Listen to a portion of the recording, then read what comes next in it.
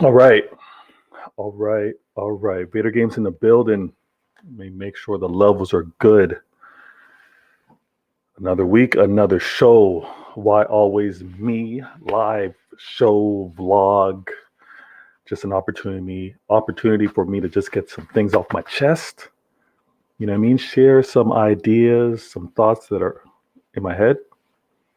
And also to address some of the things that I've come across in soccer and football, depending on where you are in the world. So sorry about that, viewers. I just hit the mic right there.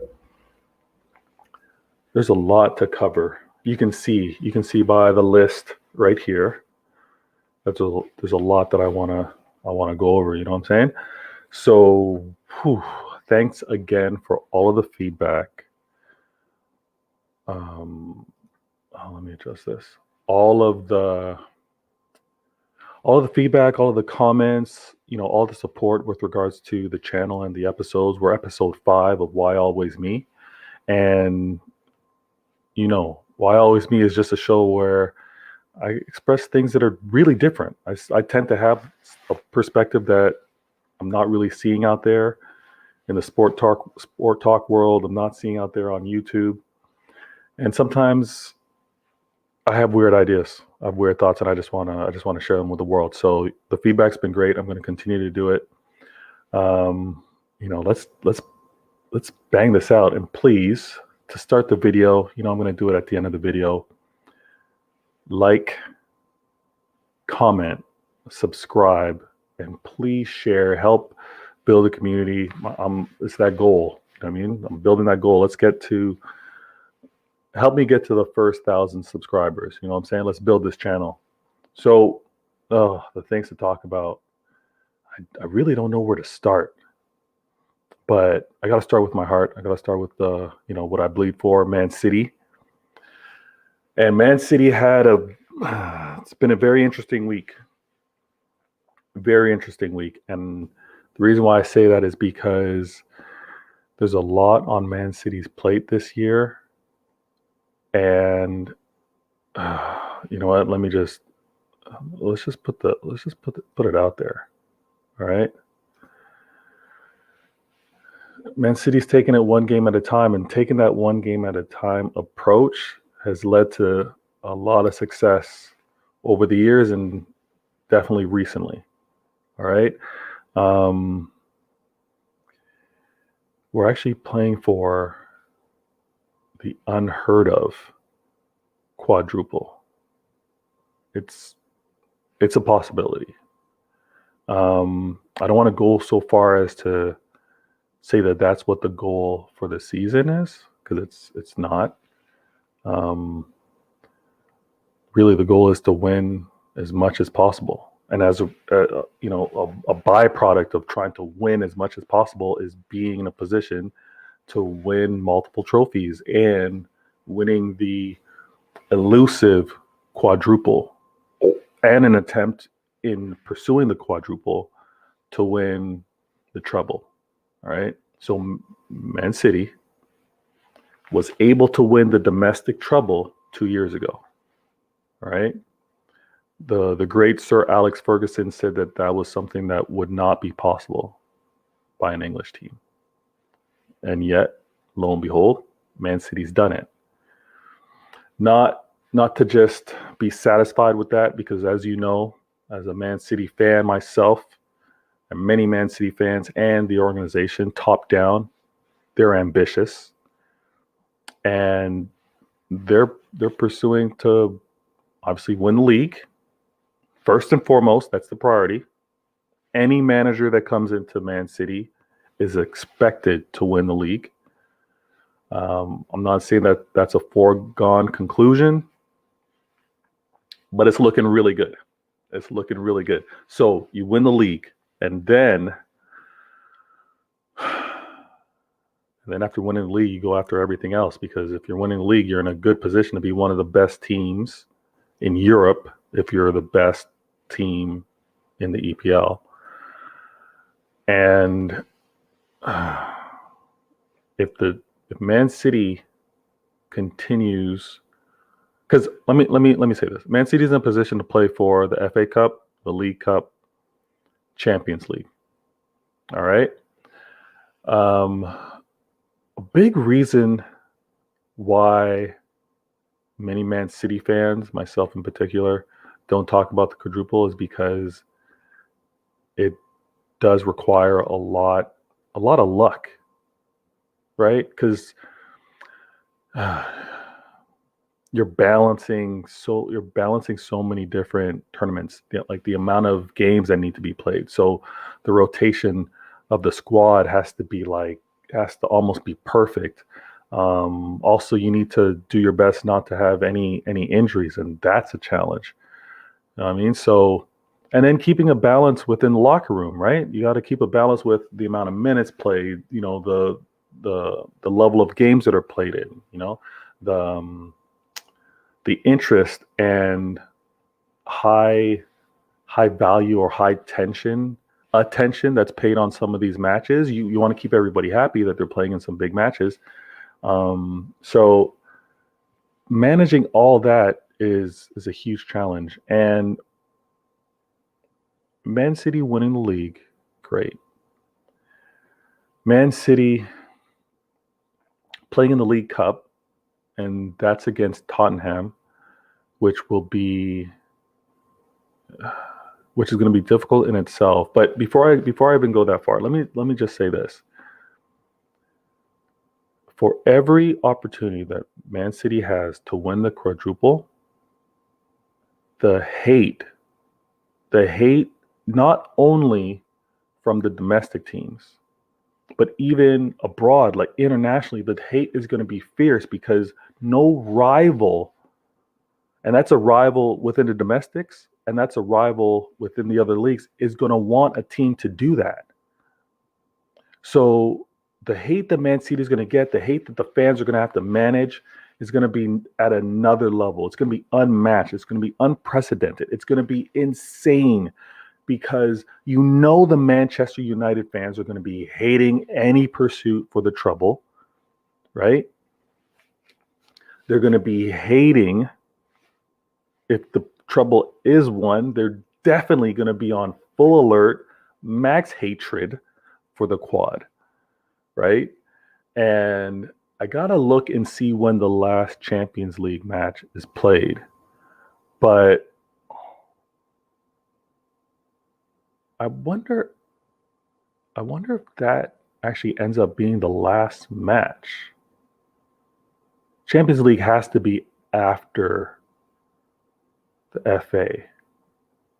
I'm going to have to look that up. Viewers, let me know. Let me know if the FA Cup the FA Cup finals after Champions League. I'm not sure because things get thrown around a little bit. But the quad is going to be crazy. It's going to be crazy, but it's one match at a time. That's how I'm taking it. I just want healthy wins moving forward for Man City because the hatred from Man U especially is going to be insane. All right. That's going to be nuts. But another thing that Man City is going to be playing for is going to be the League Cup, right? The League Cup final against Tottenham, April 25th, against Jose Mourinho. And I'm suspecting that Jose is still going to be on the job. He's still going to be the manager of the club. And what he's doing domestically, he's having his issues. But if there's any manager that you're going to be very stressful to play against for a cup, for a final, it's going to be Jose. So the quad is a great thing to pursue. It's not a guarantee, especially when you're playing against Jose.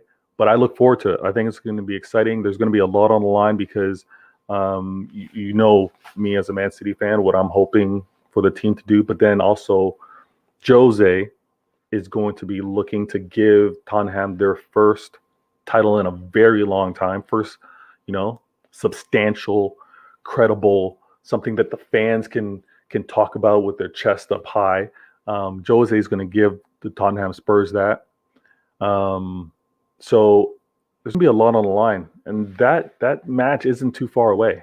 So the League Cup, the 25th, it's going to be a lot riding on it, a lot of eyeballs. Man City fans, I hope you're ready because the hate's going to be starting that early. The hate is going to be that early. All right. What else we got? The FA draw. Okay, so the FA draw happened. We got Southampton versus Chelsea. Many say that that's the easy side of the draw. All right. And for the semis, we got City and Tottenham. Is that right?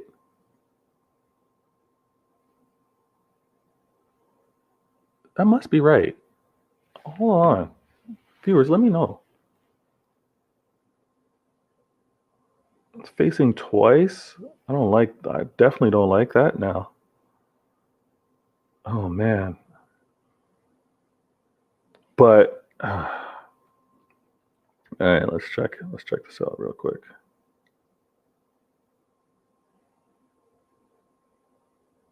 I said real quick, and it's not happening real quick.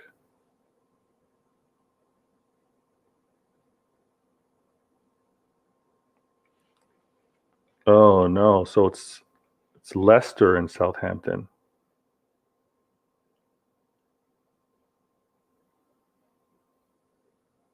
Yeah, and it's Man City and Chelsea. Okay, that needed to be properly edited. But yeah, let's change that real quick because I don't like that. Southampton.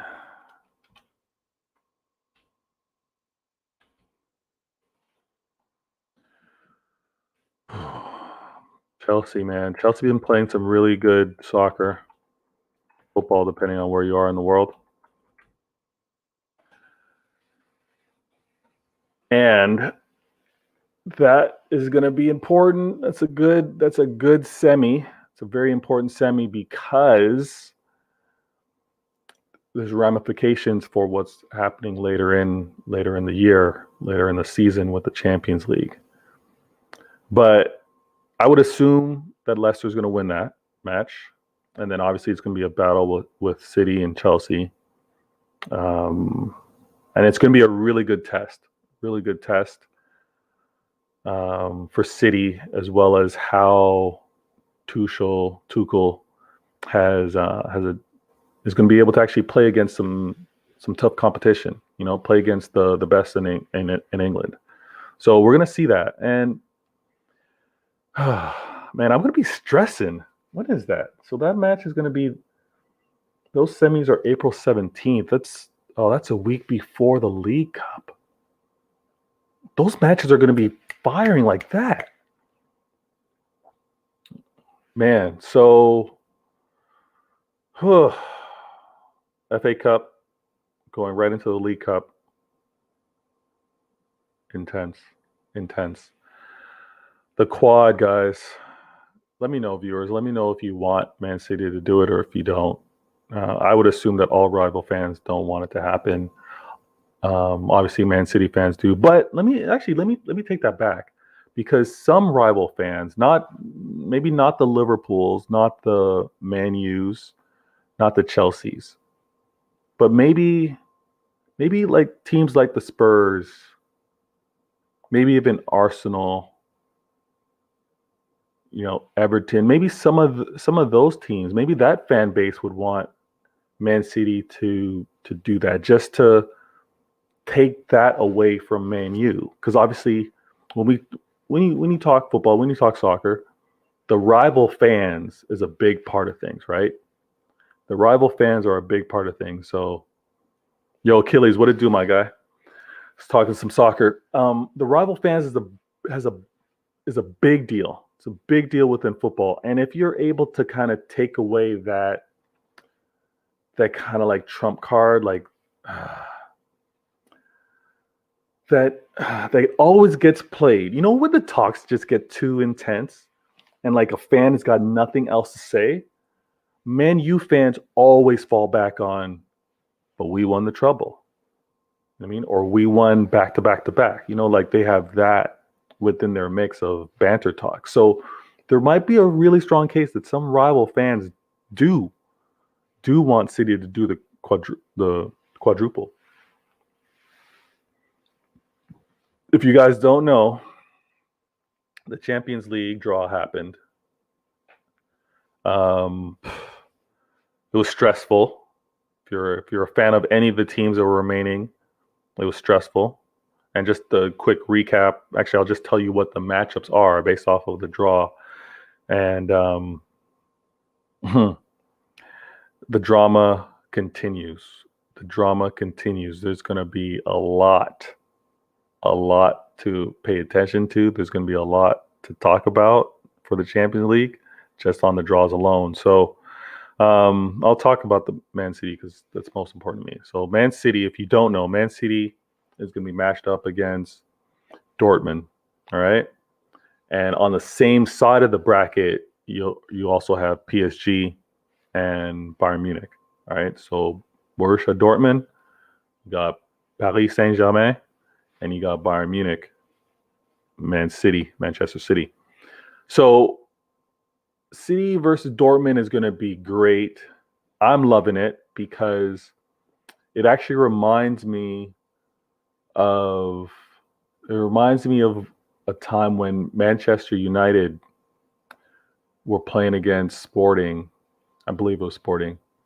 And they ended up facing against Cristiano Ronaldo before he was Cristiano Ronaldo, or before he became CR7.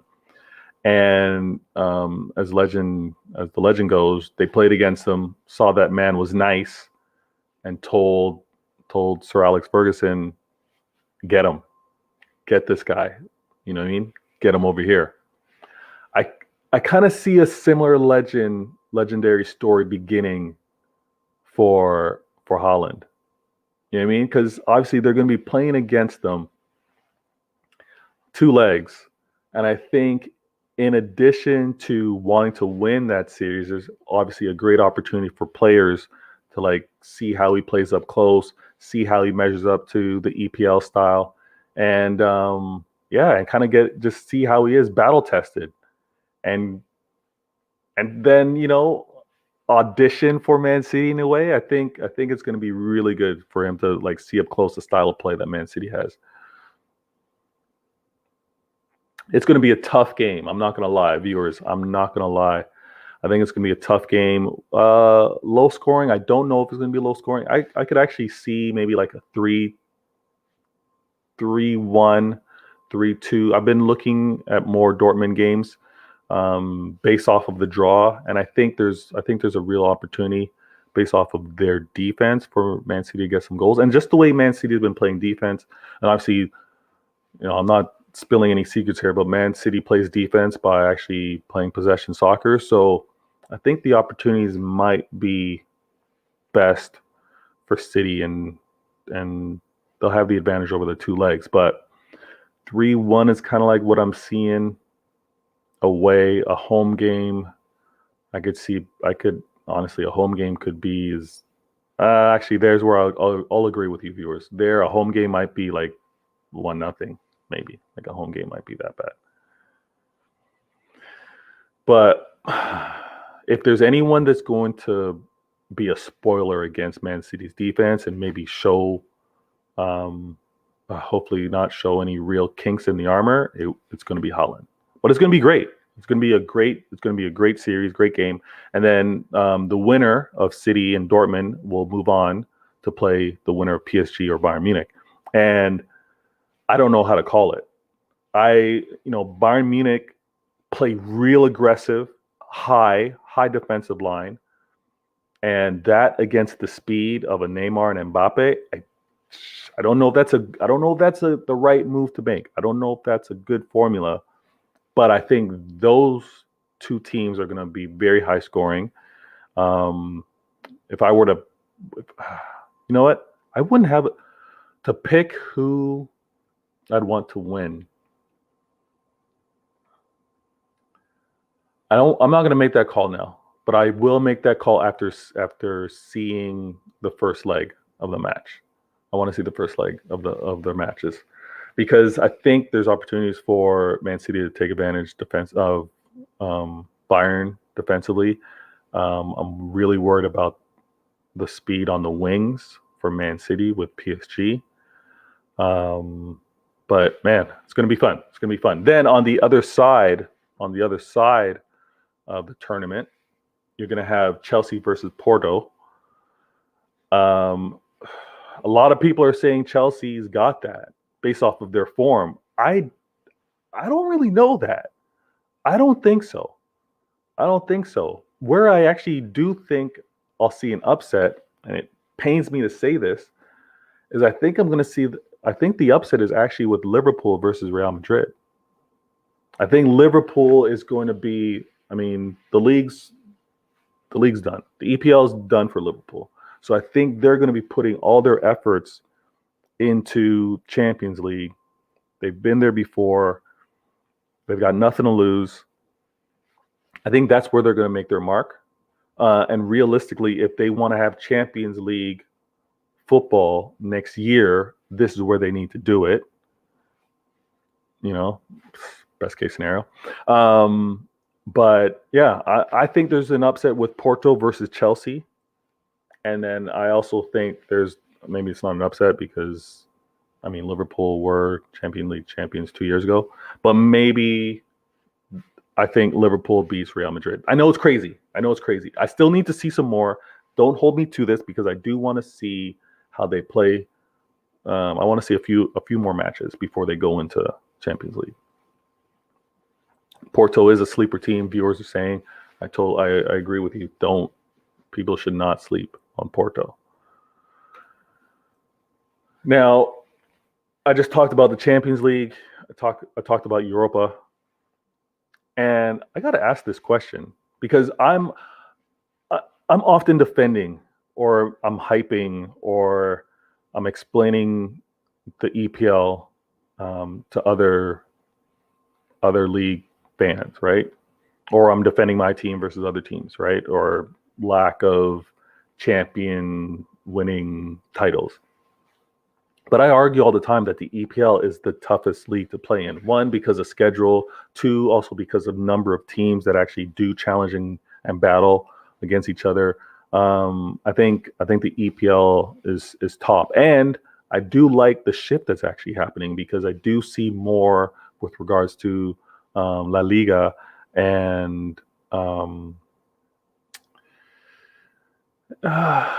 maybe not La Liga. I'll put Syria first. So EPL, Syria, then La Liga. But I do like how there's been like a shift. There's been like different teams now are challenging at the top for those titles. And as a result, it makes for a lot more interesting league, you know what I mean, across the board. But the English league is consistently challenged by different teams, right? And when you look at Europa, you look at Champions League, you got Chelsea, Liverpool, and City. 3 teams in the semis.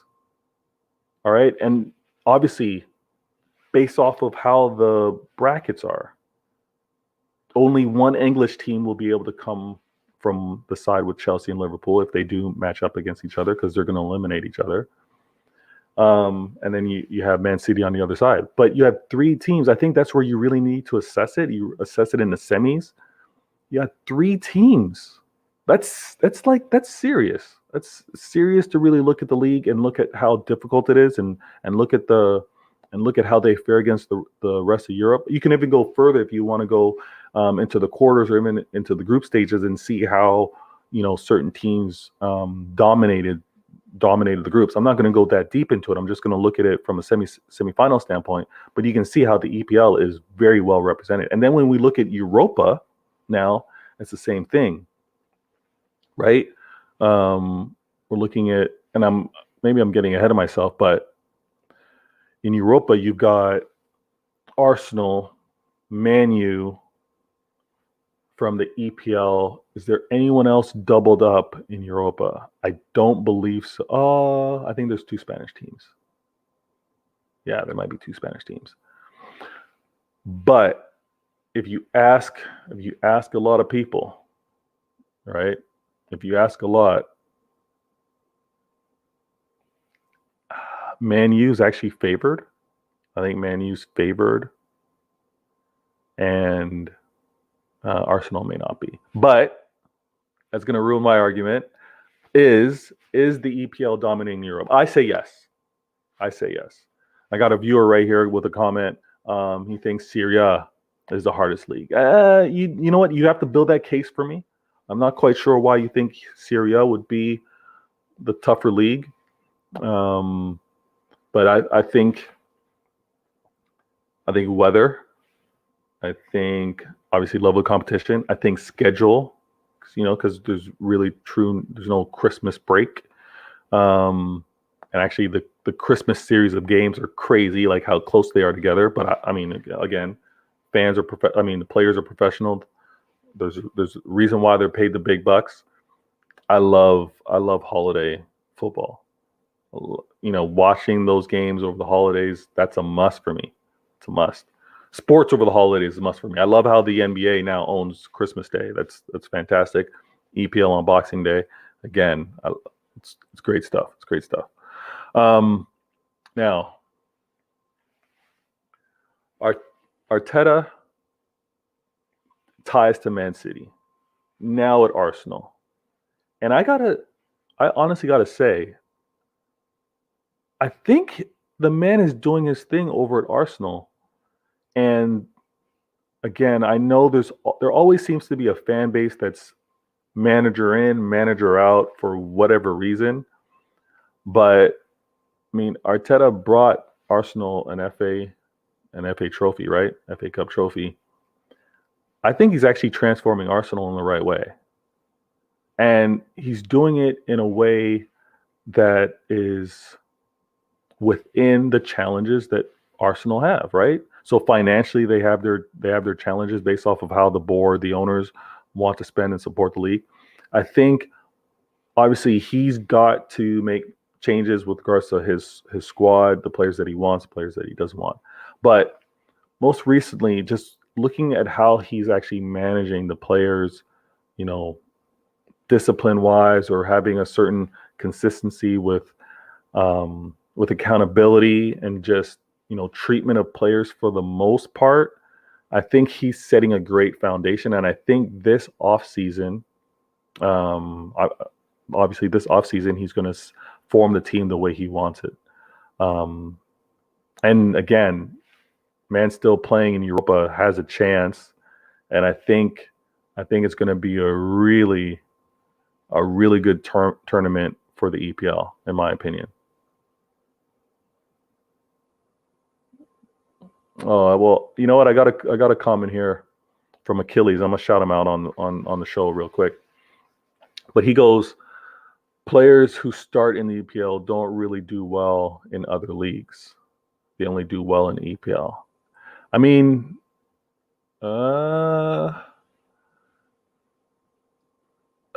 think for as many examples as you can find for players that leave the EPL and kind of struggle, I think you'd find the same for players that come over from Syria, or come over from, Ligue 1 or La Liga. I think you'd find the same amount of examples in terms of players that kind of struggle or have challenges.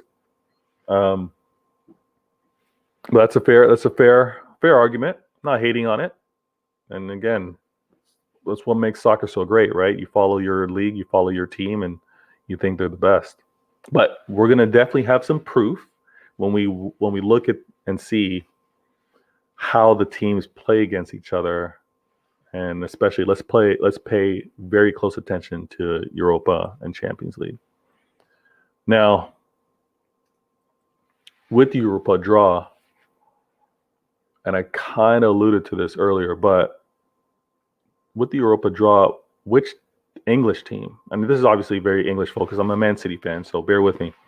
But which English team needs it more, right? So you can't help it. If you're following the EPL, you can't hear all of the Man U fans, all of the Arsenal fans. You cannot hear them, right?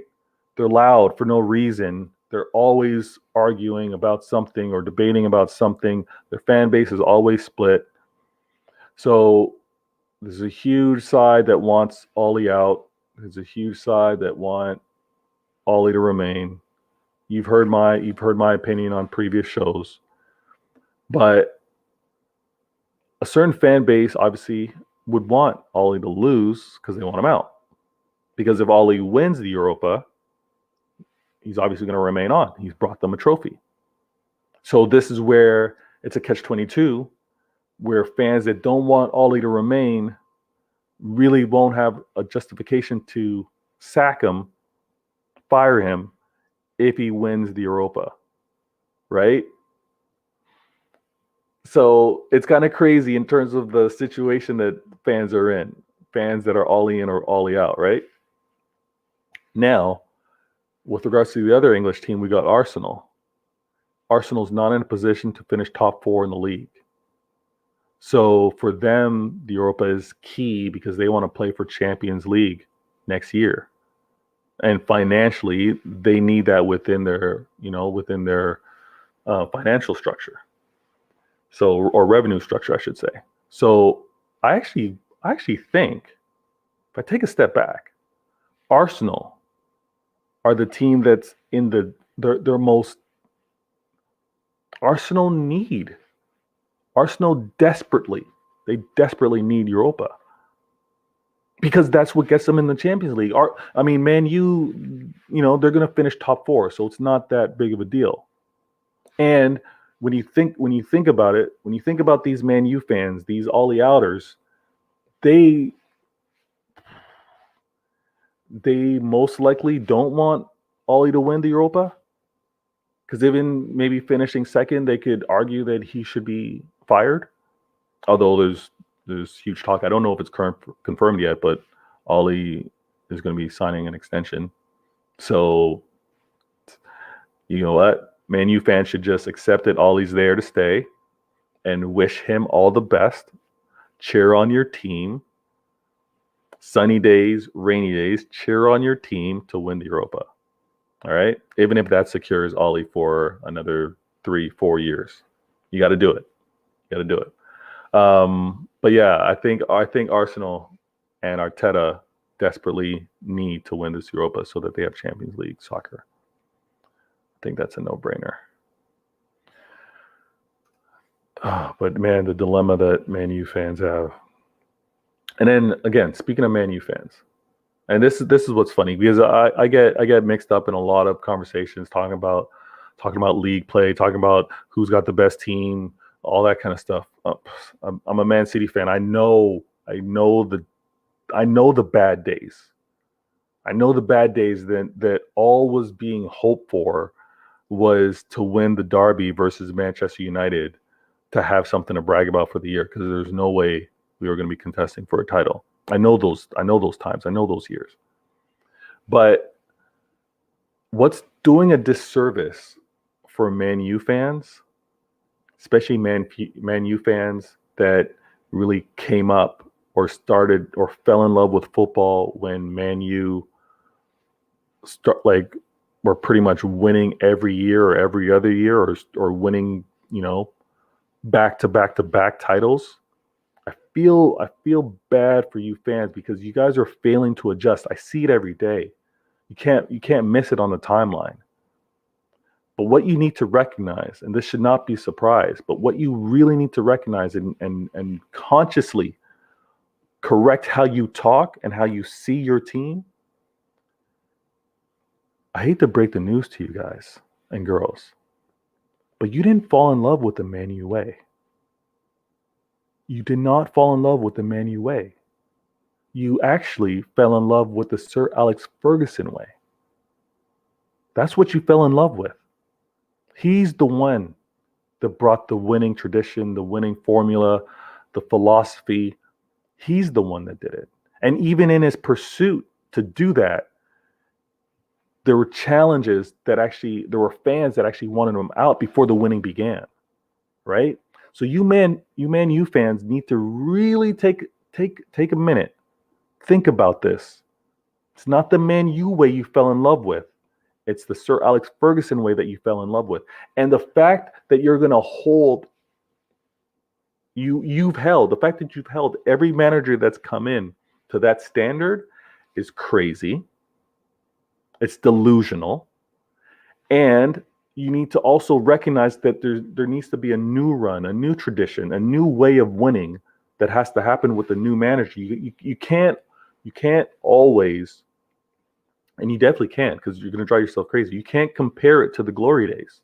The glory days are over. There's more competition in the league now. Now, Man U, you guys aren't the teams that are breaking transfer records. You guys aren't the teams that are outspending the rest of the competition to always be at the top. You guys aren't the club that when there's a new shiny toy, a new player, you guys are getting them first. That's not the landscape anymore.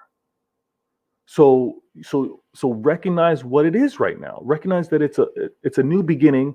Yes, you may not agree that Ollie's the guy for the new beginning, but can't keep comparing. You can't the words out of your mouth can't be the United way, because it's never been the United way. It's been the Sir Alex Ferguson way. And once he retired, that way has been done with. You guys need to understand that. You guys need to agree with that. You guys and girls. Okay? The Sir Alex Ferguson way is what you fell in love with. And now, I hate to say it, you've got to learn to love the Ollie way. Even though he may be finding his way, even though he may be tinkering with philosophies and approaches and recognizing the best and weaknesses out of his players, you got to fall in love with the Ollie way. I hate to say it. I hate to say it. If you Ollie outers want Ollie out, I'm laughing. I'm happy, because that means it's another 3-4 years. 3-4 years, you guys complaining again, rebuilding, da-da-da-da-da. But if you guys actually trust your director of football, technical director, and you guys are actually fixing things top down, literally fix that leaky roof you have in Old Trafford, fix top down, you guys are going to be fine. You just got to be, I hate to say it, you got to trust the process. You got to let Ollie be the coach. You got to let your technical directors and your director of football, let them do their thing. You guys are finally moving into the modern age in terms of how you're structured. You got to let it run its course. I'm missing some comments real quick, so let me go back and check these out. Yo, what it do, Edison? Appreciate you tuning in, my guy. Oh, Achilles, you got a question for me? Yeah, okay. Achilles made a comment on the stream talking about Hazard leaving the EPL, struggling. You know what I mean? He's struggling because he didn't take the league seriously, right? He showed up overweight. Got injured. He's been struggling. But to say that he can't adjust, I think that's a little unfair, but that's a fair point. That's a fair point, Achilles. And you got a question for me? Okay. If Pep leaves Man City, what happens? Well, you know what? Because of how Man City has shown their ambition and how they've been structured and how they've made strategic decisions, let's not forget, right? We had Mancini, who brought us a title. You know what I mean? Goal differential against Man U. Aguero! That moment, right? So we had him obviously playing very good soccer, won a title. As soon as that level of or that consistent play and really getting the most out of players that have already won it and still challenging for titles, when that started to dip, he was like, oh, Pellegrini's brought in. Pellegrini, taking the team, very aggressive offensive style of play. Again, Pellegrini did his thing, had us winning a title. I really thought, barring injury, we would have had a challenge to actually play for back-to-back titles. However, he was let go in the middle of the season for Pep. And again, the ownership already had a vision for who they were going to pursue next. So Pep's been extended. Contract has been extended. He's with Man City for, I believe, another 2 years. Another 2 years in addition to what he signed on for. And I have no doubt, I have no hesitation that they already know who the next two managers may be when Pep decides to move on.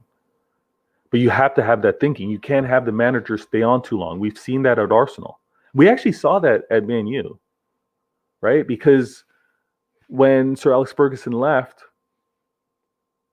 it wasn't smooth sailings. And again, I talked about this just a couple minutes ago. Like, the fan base was holding everything to Sir Alex Ferguson levels, and that's unrealistic, right? You have a legendary coach. You can't expect things to be run the same way and have the same level of consistency. You know what I mean? It's you can't do it that way. So when Pep leaves, I'm not going to expect Man City to be having 24, 25, 26 game win streaks. I'm not going to expect Man City to play for quadruples. You know what I mean? Like, that would be unrealistic. However, I would want my manager to properly motivate the squad, and first priority, challenge for the EPL title. You get that done, you show that you're competent to do that, then we layer on Champions League. Then we layer on the other domestics. You know what I'm saying? But that's what you're bringing in first. And I love what I'm seeing. I love what I'm seeing because, again, Man City has had success before Pep, but not as consistent as we've been having with Pep. Because Pep challenged for everything. I love the thinking that he has, because he wants to win everything, and he wants the players to play as best as they can every time, right? No matter what minute it is in the game, no matter whether the score is 4-0, he wants excellence on the field. I love that. Well, I got a question here from another viewer, Vader. I bought 4 books of Pep Guardiola's tactics and sessions. Yo, that's huge. That's wicked. I rate that. I actually fall down the YouTube rabbit hole often, just looking at manager tactics and some of the channels that are out there, documentaries. I consume that stuff a lot. I love it. And funny enough, I apply that to my IEGA FIFA game. When I play FIFA, I try to implement some of those tactics, some of those real life tactics. I think it might be one of the reasons why I'm so nice in the league. But yeah, viewers, I don't know if you end up in some of these rival talks with regards to your team or with regards to your league. I do. I get hated on often. But if you want any material, hit me up. Let me know. Ask me the question, and I can let you know, hey, this is the angle to go at a rival fan. You know what I'm saying? Because rival Man City fans always have something to say, but they fail to realize when they do want to criticize Man City for its spend, they fail to realize that Man City had to spend to catch up. When you've been spending for years acquiring the best talent and you have a squad, you can't expect someone that's going to want to challenge you that may only have 2 players at that level to compete. No, they're going to have to go out and get 3 or 4 or 5 to match the 8 quality players that you already have on your team, right? So that's where the initial spend happens to catch up. And then from there, it's a fair battle. There, the playing field's even.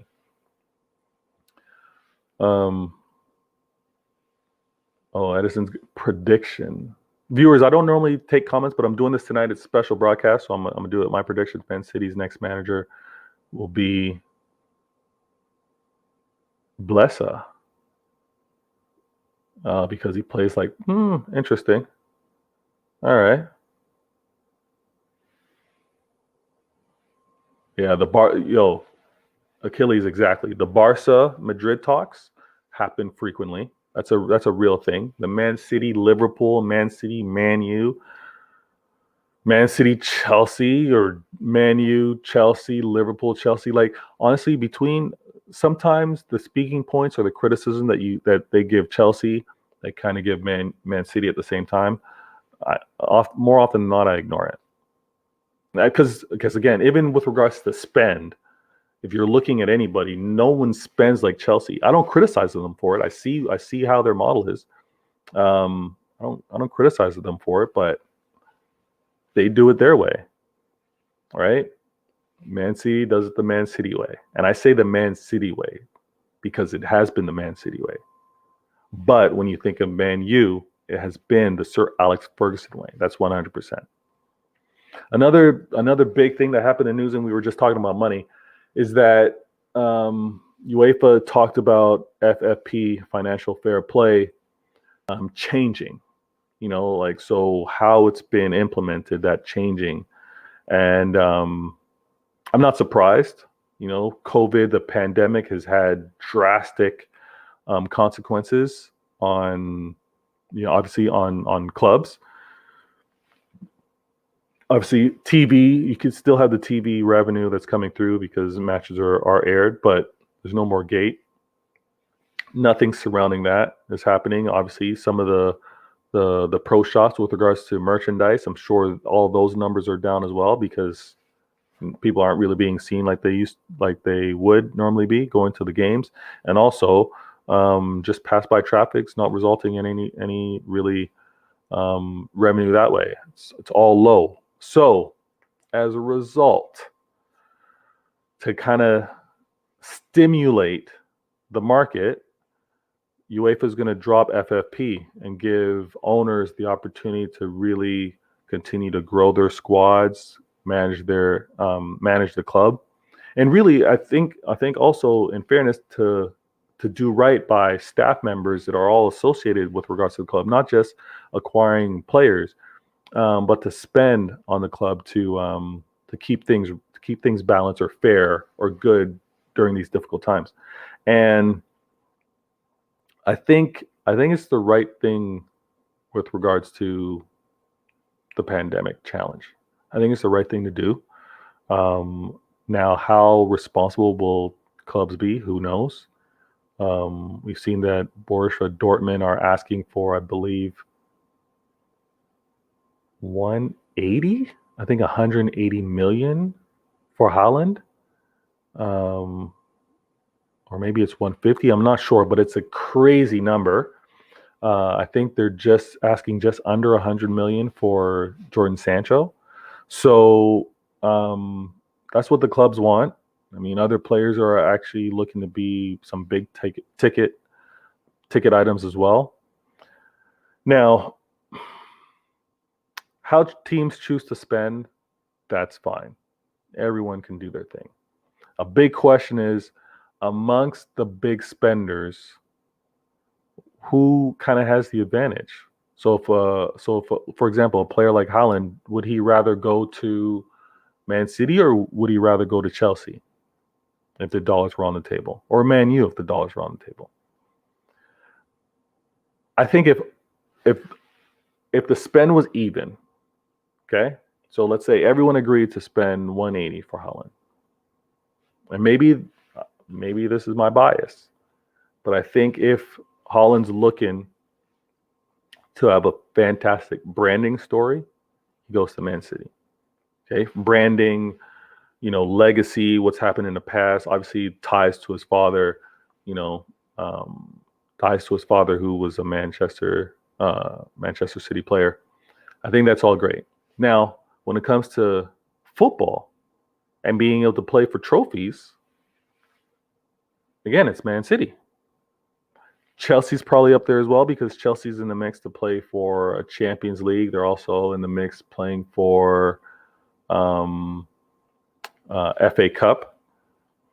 But Man U, I think, falls short based off of being able to play for the big titles.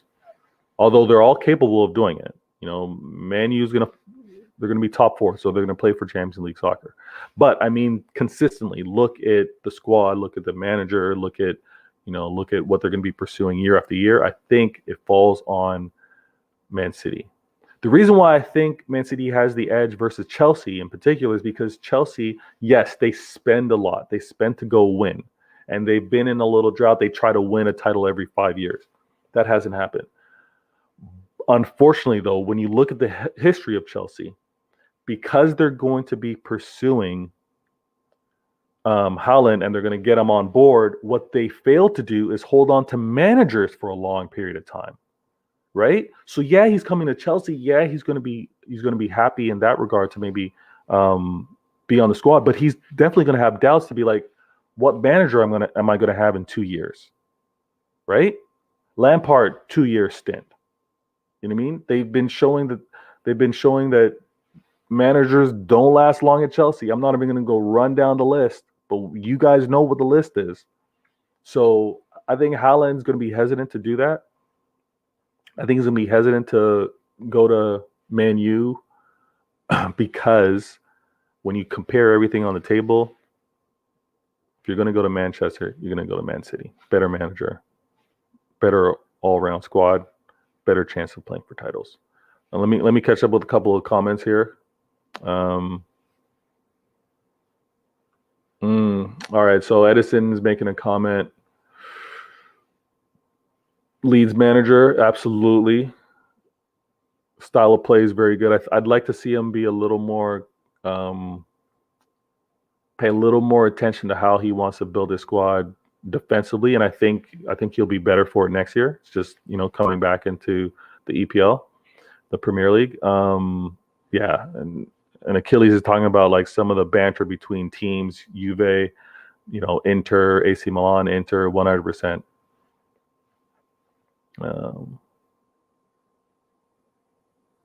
Oh, 1 second. So Achilles goes, issue with today's game because that's not fair for other teams to keep poor teams poor. I agree. Yeah. So fundamentally, financial fair play is whack because you obviously the revenue that you have is what you're able to spend within the club, right? And I get it. They want to make sure that no owner goes crazy overspending, right, with regards to acquiring talent, and then 2-3 years with those contractual agreements not really having the funds, the reserve funds, to pay the later payments for the commitments that they've done. I get all that. But it shouldn't be an issue if, as an owner, and yes, it's not revenue, it's the owners injecting money. I don't think that the injection of money should prevent new owners or even existing owners that maybe find new revenue streams or new sponsors that want to get on board just injecting money.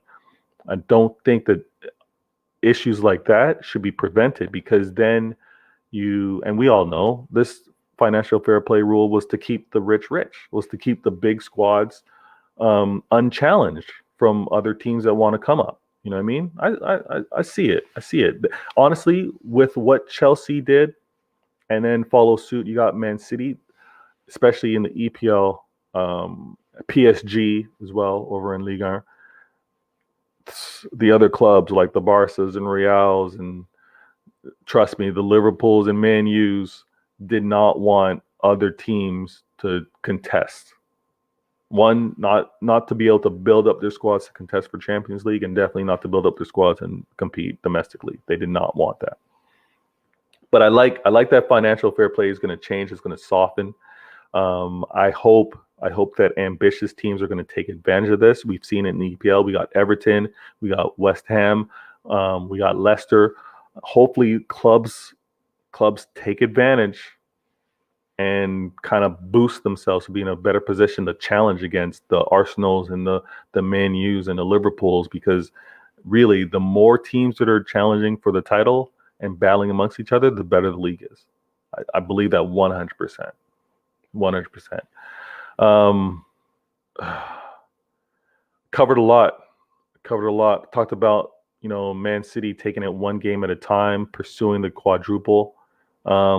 The closer Man City gets to it, the more intense the hate's going to be. That's a fact. Also talked about some of the draws. I'm excited to see how these games play out, and a genuine reminder. You know what I mean? A nice PSA. Right now, I'm just Man U fans. And I joked about this before. Man Museum FC, Nostalgia FC. You can't always revert to the past and what happened in the past, right? Situations are different, the league's different. Competition is a lot tougher. Okay? Even with regards to spend, you can't spend crazy every year. Man U fans need to fall back, enjoy, accept, maybe reminisce on what Sir Alex Ferguson did, creating the Sir Alex Ferguson way. It was not the Man U way. The Man U way is actually what you're facing right now.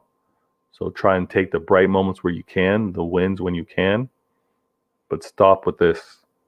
Stop with this Man U way. It's dead. It's dead.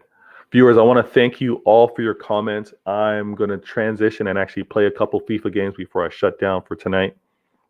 Again, thank you for support. Thank you for the love. I'm actually, I broadcast on Twitch, broadcast on YouTube, so you can definitely check me out there as well. If you can, always appreciate it. Subscribe to the YouTube channel, like it. It takes a second.